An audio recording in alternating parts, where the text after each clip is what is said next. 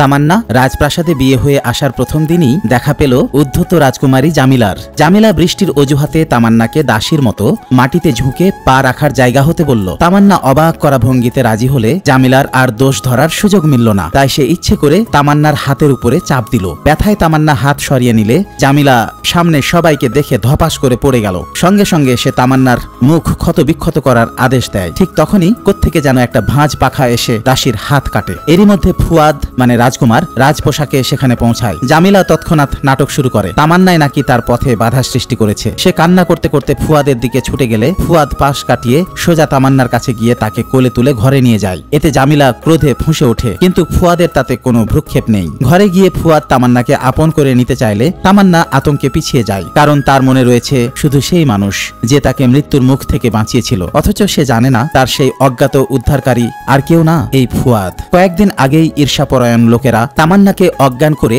কফিনে ভরে ফেলে রেখেছিল। এদিকে তখন ফুয়াদকে বিচ্ছুতে কেটেছিল। সে প্রাণ বাঁচানোর জন্য ছুটছিল, কিন্তু কফিন থেকে তামান্নার আর্তনাদ শুনে কফিন খুলে তাকে বাঁচায় এবং বুঝতে পারে এই মেয়েটি তাকে বিষ মুক্ত করতে পারবে। তাই নিজে বিষ মুক্ত হওয়ার জন্য সে তামান্নাকে চুমু দেয়। তামান্না ভয় পায় দেখে এবং পালিয়ে যায়, ফেলে যায় একটি রুমাল। ফুয়াদ এরপর লোক পাঠায় রুমালের মালিককে খুঁজতে। অন্যদিকে তামান্না ঘরে ফিরতেই সৎ বোন মিথ্যা অভিযোগ তোলে। তার বাবা ভুল বুঝে চাবুক দিয়ে তাকে শাস্তি দেয়। ঠিক তখনই ফুয়াদের পাঠানো লোকজন বিয়ের উপহার নিয়ে আসে। সৎ বোন ভাবে ফুয়াদ তামান্নার জন্য নয়, বরং তার নিজের জন্য বিয়ের প্রস্তাব পাঠিয়েছে। মিথ্যা অহংকারে তাকে আরো আঘাত করে। তামান্না আঘাত পেয়ে মাটিতে পড়ে যায়। সেই মুহূর্তে ফুয়াদ এসে তামান্নাকে ওঠায় এবং দেখে তার সারা দেহে চাবুকের দাগ। তা বুঝেই সে আদেশ দেয়, আর একবার কেউ তামান্নাকে আঘাত করলে আমি তাকে রেহাই দেব না। কিছুদিন পর তামান্না রাজপ্রাসাদে আসে। একদিন দাসী সেজে ওষুধ সংগ্রহ করতে গেলে ফুয়াদ তাকে হাতে নাতে ধরে। বন্ধুরা, আমার গল্পের চরিত্র তোমার নামে বানাতে চাইলে কমেন্টে নাম জানাও। এভাবেই কোনো গল্পে তোমার নামও আসবে।